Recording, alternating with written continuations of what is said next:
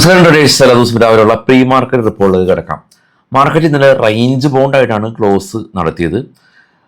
ഓരോ ഹൈസിലും ഇപ്പോൾ മാർക്കറ്റിൽ സെല്ലിംഗ് ഉണ്ട്. അത് ഐദർ FISന്റെ ഭാഗത്ത് നിന്നുള്ള സെല്ലിംഗ് ആവാം, അല്ലെങ്കിൽ ഡേയ്സിൻ്റെ ഭാഗത്തു നിന്നുള്ള സെല്ലിംഗ് ആവാം. ഇന്നലെ FIS ആണ് സെല്ല് നടത്തിയത്. 3466 കോടി രൂപയ്ക്ക് FIS ഇന്ത്യൻ മാർക്കറ്റിൽ ഇന്നലെ സെല്ല് നടത്തി. ഇനിയിപ്പോൾ FIS ബൈ ചെയ്താലോ DAs സെല്ല് നടത്തും. അതാണ് ഇപ്പോഴത്തെ അവസ്ഥ.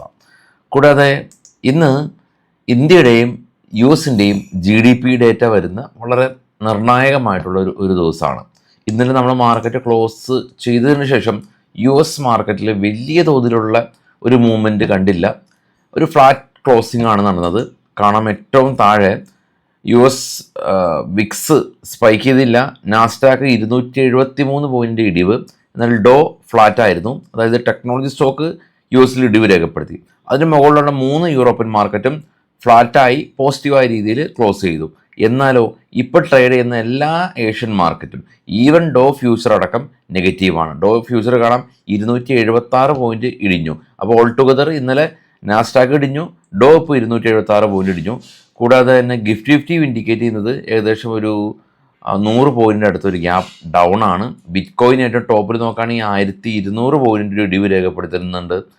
ഇതാണ് US മാർക്കറ്റിൽ ലിസ്റ്റ് ചെയ്ത ഇന്ത്യൻ കമ്പനികൾ. ഇൻഫോസിസും വിപ്രോയും എല്ലാം തന്നെ പ്രശ്നങ്ങളൊന്നും തന്നെ ഇല്ലാതെ ക്ലോസ് ചെയ്യാനായിട്ട് സാധിച്ചു. എങ്കിലും നമ്മൾ നേരത്തെ കണ്ട പോലെ തന്നെ നാസ്ഡാക്ക് ഇന്നലെ 270 പോയിന്റിൻ്റെ ഇടിവുണ്ടായിരുന്നു. ഇപ്പോൾ ട്രേഡ് ചെയ്യുന്ന ഡോ ഫ്യൂച്ചർ 270 പോയിന്റിൻ്റെ ഫർദർ ഇടിവുണ്ട്. ഏഷ്യൻ മാർക്കറ്റും തന്നെ വലിയ ഒരു മൂവ്മെൻറ്റ് കാണിക്കുന്നില്ല. ഇന്ത്യയിൽ നിന്നും US-ൽ നിന്നും GDP ഡേറ്റ വരുന്നുണ്ട് എന്നുള്ളതാണ് പ്രധാനപ്പെട്ട ഒരു കാര്യം.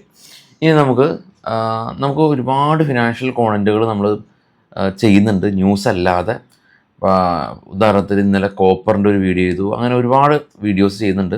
അപ്പോൾ അത് ന്യൂസ് അല്ലെങ്കിൽ അത് എന്തെങ്കിലും ഇൻഫോർമേറ്റീവായിട്ടുള്ള വീഡിയോ ആയിരിക്കും. അപ്പോൾ ഒരു വീഡിയോ പോലും സ്കിപ്പ് ചെയ്യാതെ ഇരിക്കാനായിട്ട് ശ്രദ്ധിക്കുക. നമുക്കൊരു ടെലഗ്രാം ചാനലുണ്ട് ന്യൂസുകളൊക്കെ ഷെയർ ചെയ്യുന്നത്. അതിൽ ജോയിൻ ചെയ്യാൻ താല്പര്യമുള്ള ആളുകൾക്ക് ഫസ്റ്റ് കമൻറ്റിൽ ഞാൻ അതിൻ്റെ ലിങ്ക് പ്രൊവൈഡ് ചെയ്യാം. ക്ലിക്ക് ചെയ്യുക, ജോയിൻ ചെയ്യുക. പരമാവധി ചെറിയ ന്യൂസുകൾ നമ്മൾ അവിടെ മാർക്കറ്റ് സമയത്ത് കൊടുക്കാറുണ്ട്. ബൈസൽ റെക്കമെൻഡേഷൻ അല്ല, അതുമാത്രമല്ല നമുക്ക് ആകെ ഒരൊറ്റ ടെലഗ്രാം ചാനലേ ഉള്ളൂ. നമ്മുടെ പേരിലുള്ള ഒരുപാട് ഡെമ്മി ടെലഗ്രാം ചാനലുകളിൽ ഉണ്ടാവാം. നിങ്ങൾ അതിലൊന്നും ജോയിൻ ചെയ്യാതിരിക്കുക. ലിങ്ക് ഞാൻ ഡിസ്ക്രിപ്ഷനിൽ കൊടുത്തേക്കാം, അത് ജോയിൻ ചെയ്യുക. മറ്റേതെങ്കിലും ഗ്രൂപ്പിൽ നിങ്ങൾ ആക്സിഡൻ്റലി ജോയിൻ ചെയ്തിട്ടുണ്ടെങ്കിൽ അതെല്ലാം തന്നെ എക്സിറ്റ് ചെയ്യുക. സ്റ്റോക്കിൻ ന്യൂസിലേക്ക് കിടക്കാം. ബൈസൽ റെക്കമെൻഡേഷൻ അല്ല, HCL ടെക് അവർ IIT കാൻപൂറായിട്ട് പുതിയ ബിസിനസ് കോൺട്രാക്റ്റ് സൈൻ ചെയ്തു എന്നുള്ളതാണ് ന്യൂസ്. ഗ്രേവ്സ് കോട്ടൺ കമ്പനി ഇവർ ഇൻ്റർനാഷണൽ ഇവരുടെ ബിസിനസ് എക്സ്പാൻഡ് ചെയ്യുകയാണ്. നേപ്പാൾ ഉൾപ്പെടെയുള്ള രാജ്യങ്ങളിൽ ഇവരുടെ ബിസിനസ് എക്സ്പാൻഡ് ചെയ്യുമെന്ന് കമ്പനി അറിയിച്ചു. BPCL കമ്പനി സിംഗപ്പൂരിൽ ഇവരുടെ എനർജി പ്രൊഡക്റ്റ് ബിസിനസ് എക്സ്പാൻഡ് ചെയ്യുകയാണെന്ന് കമ്പനി അറിയിച്ചു.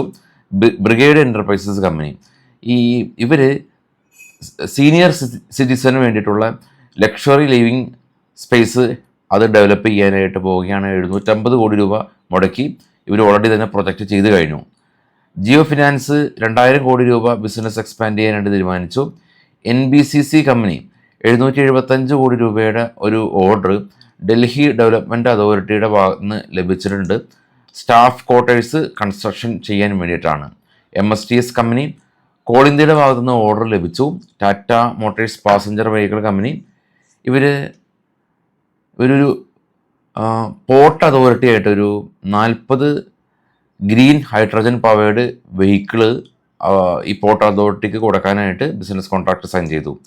APJ സുന്ദരം പാർക്ക് ഹോട്ടൽ കമ്പനി ഇവർ 100 പ്രീമിയം ഹോട്ടൽ പ്രൊജക്റ്റ് ചെയ്യാനായിട്ട് ലക്ഷ്മി ടീ കമ്പനിയായിട്ട് ധാരണയായി. JMDC കമ്പനി കോൾ ഇന്ത്യ ആയിട്ട് ഇവർക്കൊരു ഓർഡർ ലഭിച്ചു എന്നുള്ളതാണ് ഇപ്പോൾ ന്യൂസ്. വൈകിട്ട് നമുക്ക് ഫിനാൻഷ്യൽ ന്യൂസുകളൊക്കെ ആയിട്ട് എത്താൻ ശ്രമിക്കാം. എല്ലാവർക്കും ശുഭദിനം. Thank you.